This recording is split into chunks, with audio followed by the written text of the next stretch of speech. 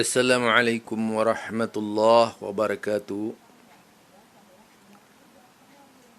Innal hamdalillah nahmaduhu wa nasta'inuhu wa nastaghfiruh wa na'udzu billahi min sururi anfusina wa min sayyiati a'malina. May yahdihillahu fala mudhillalah wa may yudlil fala hadiyalah. Ashhadu an la ilaha illallah wahdahu la syarika lah wa ashhadu anna Muhammadan abduhu wa rasuluhu la nabiyya ba'da. Allahumma salli ala Muhammad wa ala ahli baitihi wa ala azwajihi wa dhurriyyatihi kama sallaita ala ali Ibrahim wa barik ala Muhammad wa ala ahli baitihi wa ala azwajihi wa dhurriyyatihi kama barakta ala ali Ibrahim innaka Hamidum Majid. Ayyuhal mustami'un rahimakumullah. Salah satu penyebab rusaknya Islam itu karena menyebarnya bid'ah di dalam Islam. Islam penuh dengan ajaran-ajaran yang disebut bid'ah. Bid'ah menjadi pandangan hidup banyak orang sesudah Rasulullah sallallahu alaihi wasallam meninggal. Bid'ah dijadikan agama mereka dan dijadikan pilihan mereka untuk menyemarakkan Islam. Meskipun sebenarnya Allah Subhanahu wa taala tidak menyukai perbuatan bid'ah itu. Tapi hambanya menjatuhkan pilihan untuk selalu berbid'ah riyah dengan berbagai kontribusi bid'ah yang membuat mereka terbius, mabuk dalam pelukan bid'ah. Karena memang menyenangkan bid'ah itu. Menggiurkan. Banyak orang yang tergiur karena bid'ah. Jumlahnya tentunya sangat banyak sekali, menjadi kelompok yang paling peduli dengan bid'ah dibanding dengan keaslian melaksanakan ajaran agamanya. Mereka memilih bid'ah sebagai jalan alternatif di dalam beribadah untuk mendekatkan diri kepada Allah Subhanahu wa taala. Itu nikmat dosa yang bisa dinikmati oleh mereka sebagai bukan perbuatan dosa. Kesalahan yang dinikmati oleh mereka sebagai bukan kesalahan di dalam melaksanakan ajaran agama. Karena memang bid'ah itu suasana yang religius, membuat setiap orang terpesona dengan keindahan-keindahan yang dibuat di dalam ajaran bid'ah itu. Ritual yang menarik dan menyentuh hati, membuat pelaksananya sampai menangis-nangis, berdarah-darah istilahnya. Meskipun itu bukan tuntunan Islam, dianggap bagian dari agama terbesar, sehingga perlu memeriahkan Islam dengan berbagai ajaran bid'ah. Ini terjadi dalam berbagai komunitas-komunitas Islam yang bermimpi menikmati alam surga dengan berbid'ah riyah. Tetapi herannya, saudara, setiap kali dikatakan itu bid'ah, tersinggungnya bukan main. Setiap kali itu dikatakan sesat, sakit hatinya bukan main. Tidak mau dibilang berbuat bid'ah, mencari pembelaan yang luar biasa dengan berbagai cara agar tidak dikatakan bid'ah. Mencari pelindung-pelindung dengan tujuan dapat melindungi perbuatan bid'ahnya, dan memposisikan bid'ah itu sebagai perintah agama, bahkan menjadi agama, berbangga-bangga dengan bid'ah, tanpa peduli apakah itu akan mengundang kesalahan atau tidak. Yang penting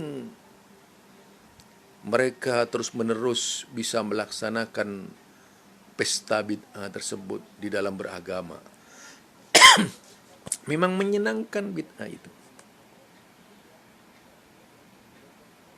Bisa mengundang siapa tertarik, karena berbagai ramuan bid'ah ini dibuat sedemikian rupa untuk memancing emosi setiap orang bergabung di dalamnya,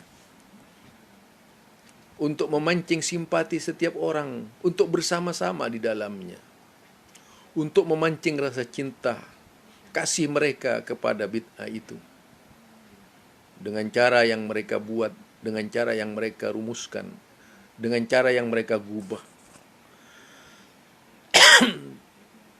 Lalu apakah bid'ah itu? Kalau kita lihat di dalam literatur klasik,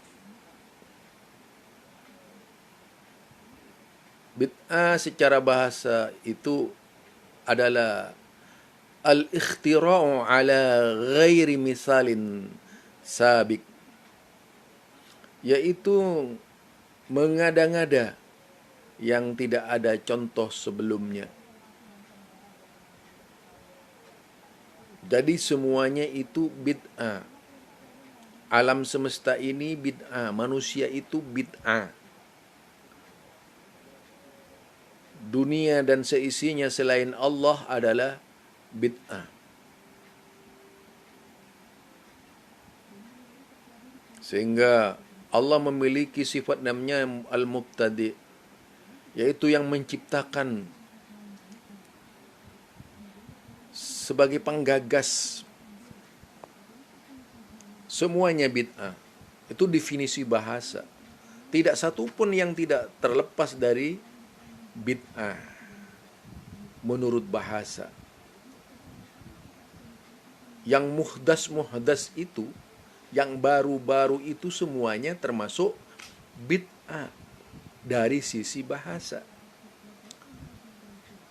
Bukan saja abad modern ini, tetapi masa lalu yang ada di muka bumi itu semuanya bid'ah menurut bahasa. Badi'us samawati wal ardi. Allah yang membid'ahkan langit dan bumi, yang mengadakan langit dan bumi.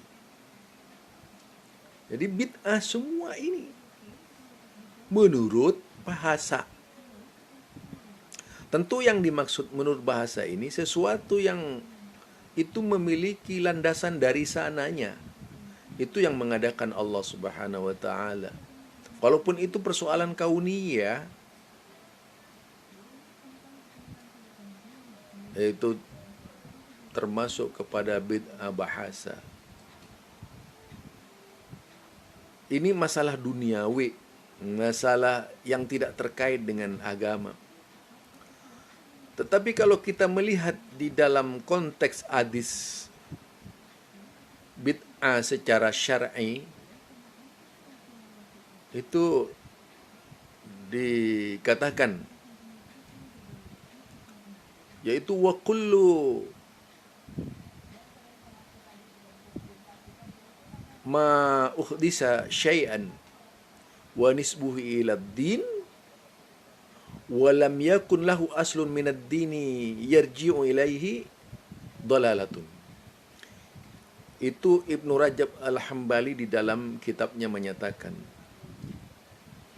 ya semua yang diada-adakan wa nisbuhu ilad din, kemudian disandarkan kepada agama, walam yakun lahu aslun minad dini, dan tidak ada asalnya di dalam agama, yarju ilaihi, sebagai marja, dasar hukumnya dalalatun, maka yang seperti itu termasuk sesat.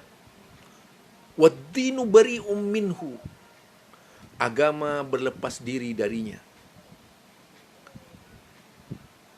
Jadi sawa'un kana min masailil i'tiqad, ya. Kemudian dikatakan wal aqwali ad-dhahira wal batin. Jadi ad-dhahira wal batin, masalah i'tiqad, masalah perbuatan dhahira wal batina yang terkait dengan agama. Terkait itu perintah agama. Kita mengada-ngadakan tandingan dengan agama. Itu bid'ah besar, menyerupai syariat. Di dalam definisi As-Satibi disebutkan al-bid'atu tariqatun fiddin. Bid'ah itu suatu tata cara di dalam agama, mukhtara'ah, yang diada-adakan, mukhtara'ah, diada-adakan. Tudahiyah syar'iyyah, menyerupai syariat. Yuksadu bisuluki alaihal mubalaghah. Maksudnya adalah yaitu pola berlebih-lebihan bitta'abudi lillahi ta'ala, dalam beribadah kepada Allah Subhanahu wa ta'ala. Jadi sifatnya itu bid'ah, artinya dia beribadah kepada Allah berlebih-lebihan, urusan ibadah. Ibadah yang sekarang marak itu bukan baru sekarang, sudah ratusan tahun yang lalu sesudah Rasulullah sallallahu alaihi wasallam wafat, meninggalkan kita seluruhnya. Berakhirnya para sahabat Nabi Muhammad sallallahu alaihi wasallam, muncul berbagai bid'ah. Terutama setelah lahirnya Bani Umayyah itu. Sampai hari ini yang namanya bid'ah, mungkin sampai hari kiamat itu akan banyak menjaring, akan banyak menjadi komunitas-komunitas dengan berbagai bid'ahnya yang bermacam-macam, akan terus tumbuh. Sehingga tidak ada satupun di dalam agama melainkan akan dibuat bid'ah. Semuanya akan dibuat bid'ah. Mulai dari akidah kita akan dibuat bid'ah. Ini penyakit umat yang paling sulit diberantas dan tidak mungkin dikatakan salah oleh pelakunya. Karena yang terlibat itu adalah tokoh-tokoh umat. Ini yang paling ditakuti oleh Rasulullah sallallahu alaihi wasallam, perbuatan bid'ah. Perbuatan yang sungguh akan merubah agama menjadi sebuah ajaran yang tidak lagi menawarkan kesejukan agama yang sebenarnya, tapi ramuan-ramuan dan otak manusia, produk pemikiran manusia yang masuk di dalamnya, menjadi landasan beragama. Agama dibuat oleh manusia, bukan lagi Allah Subhanahu wa ta'ala. Bukan hanya itu kelak yang akan dibuat bid'ah. Al-Qur'annya pun akan dibuat bid'ah. Hadis Nabi pun akan dibuat bid'ah. Mungkin juga akan terjadi revisi-revisi terhadap Quran dan hadis karena perbuatan dan otak-otak bid'ah itu. Sehingga manusia melepaskan agama Islam. Tidak ada lagi yang tertarik kepada Islam illa rasmu. Tinggal tulisannya saja, illa ismu, tinggal namanya saja agama itu. Karena semua berlomba-lomba mendekatkan diri kepada Allah dengan amalia bid'ah. Karena mereka tidak menyangka itu sebagai perbuatan bid'ah, tapi sebagai landasan hidup. Dipimpin kalangan mubtadi yang memang memiliki jurus-jurus tertentu untuk menggiring manusia berbuat bid'ah. Menakutkan bukan hal ini? Sangat menakutkan. Jadi persoalan bid'ah itu bukan persoalan kecil. Dia akan berkembang biak. embrio-embrionya di mana-mana ada itu. Kemudian menjadi makhluk-makhluk yang melahirkan generasi mubtadi sampai hari kiamat. Islam dijauhkan dari kebenaran. Yang dimasukkan ke dalam Islam itu hanya akal-akal busuk manusia, akal-akal buruk manusia. Tidak lagi bisa menikmati Islam yang indah itu, yang datang dari Rasulullah seperti apa, kita tidak akan bisa menikmati. Tetapi kita akan menikmati Islam, racikan-racikan, resep-resep yang dibuat oleh umatnya, jauh yang hidup sesudah Rasulullah Sallallahu Alaihi Wasallam. Mereka itu yang menjadi bencana terhadap Islam. Benar apa yang dikatakan oleh As-Sofwan As-Sauri, kalau iblis itu lebih suka kepada bid'ah daripada maksiat. Akalnya adalah demikian. Kalau maksiat itu jelas orang berbuat dikatakan dosa, kemudian menjadi perhatian dari kalangan umat bahwa setiap orang yang berbuat maksiat itu adalah dosa besar. Tahu seluruhnya. Mereka bisa ditangkap, mereka bisa dipenjara, mereka bisa diadili. Tapi kalau bid'ah, karena melibatkan tokoh-tokoh besar, mereka-mereka yang cerdik pandai, ulama-ulama, lalu bagaimana kita akan menuduh mereka itu melakukan dosa? Justru tidak ada mungkin polisi syariat yang akan menangkap pelaku bid'ah. Polisi syariat mungkin bekerja hanya untuk menangkap orang yang berbuat maksiat. Yaitu ayuhal mustami'un rahimakumullah, bedanya maksiat dengan bid'ah. Kemudian kalau maksiat ini tidak berkembang biak seperti halnya bid'ah. Bid'ah ketika melibatkan tokoh besar, itu biasanya akan menyebarkan kepada seluruh pengikut-pengikutnya. Bikin multi level bid'ah itu.